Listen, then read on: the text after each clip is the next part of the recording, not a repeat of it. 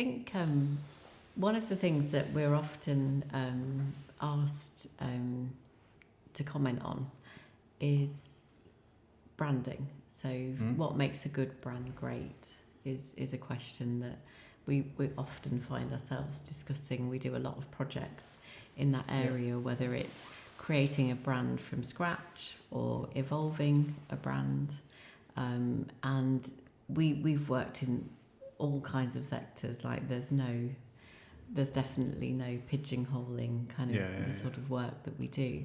But what's really interesting, I always find, is given that the sectors are so different, it's really interesting to see the commonalities in the answer to that question.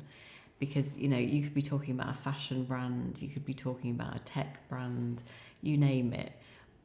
And it all changes, and it seems to all hinge on how do you truly hook somebody emotively. So this goes way beyond simply the words on the page or you know, the actual kind of visual side of things. How do you really go from that leap from a mediocre good brand to something that people really stop in their tracks, and when they're looking at you against their competitors, they really do kind of like their head is turned by what they see. And I think, you know, for me, I think there's some really key ingredients in that mix of things. I think one of the things that we talk to a lot of people about is their kind of story. So what it is that really gets them up in the morning as a brand, as a company. What is it that inspires the people that work for them? And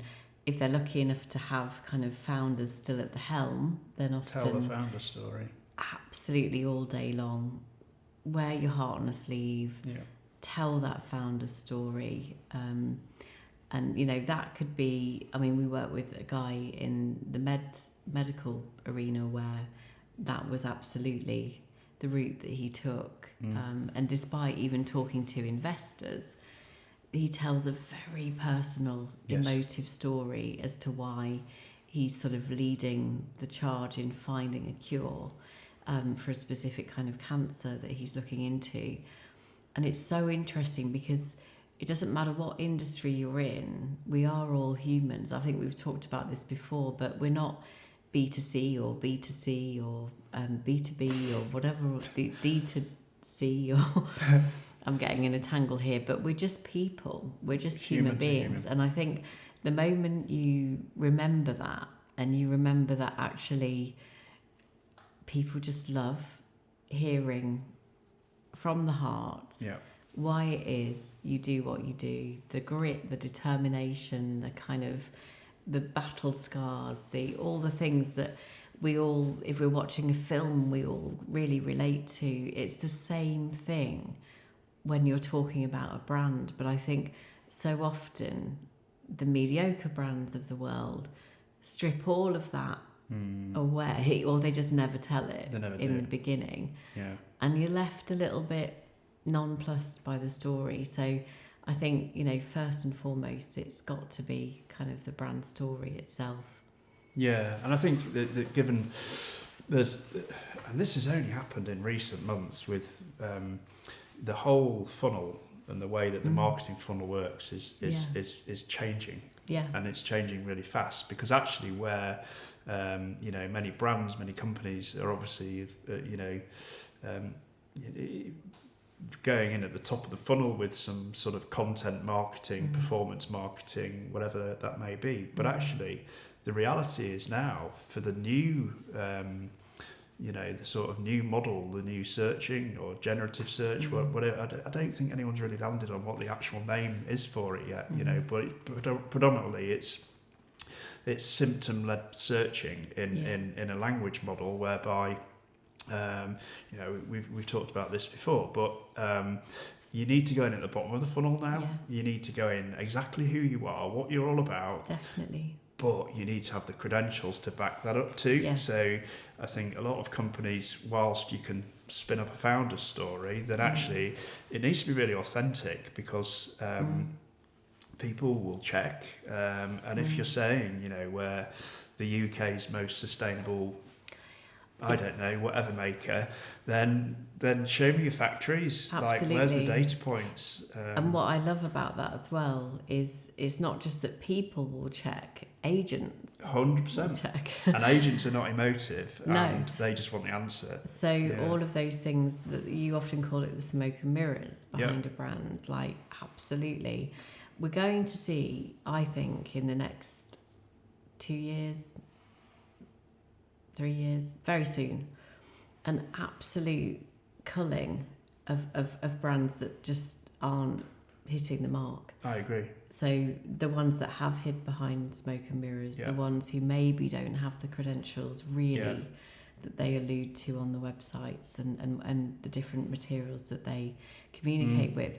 But what I get excited about that is that sort of survival of the fittest, and actually what we'll end up with Yeah. is a world where the brands that we are surrounded with Are better brands. are better brands. Yeah, I agree. And we won't be duped by things. We won't be kind of all the things that we've known have been an issue in years gone by. I find it really exciting. Oh, I do. I don't think there's many periods where I think brand has come to the forefront of being so important as it is now, because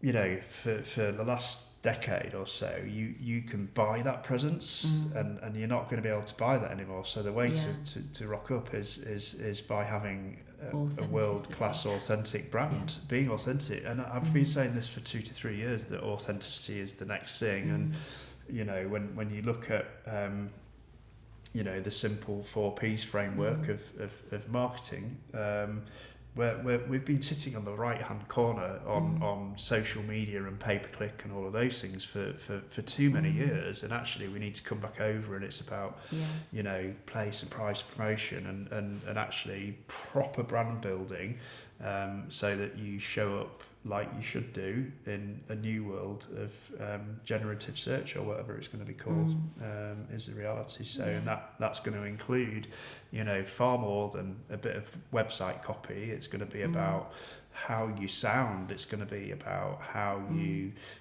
you know, what your tone of voice is. It's going to be about your visual identity, and it's going to be about your palette, and it's going to be about, are you accessible, all of those things, and who you work with. And I think it's really broad, but I think it's one of our favourite parts of what we do, is really unpicking a brand proposition and then working out how you make it better.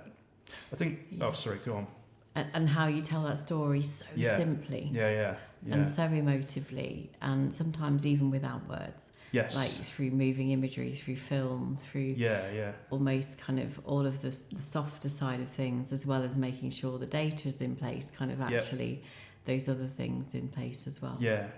I think the other thing, and again we see a lot of this, is many brands need to take an entirely new view of who is their customer and what does that customer require, not just from their brand, but from society in general. I think you've talked about this before, but ultimately I think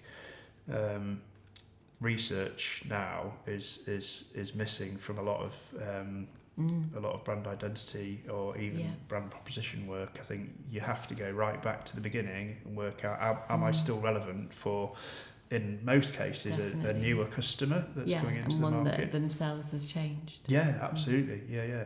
I think there's loads of work to do in that space. So hopefully we'll do more of it this year.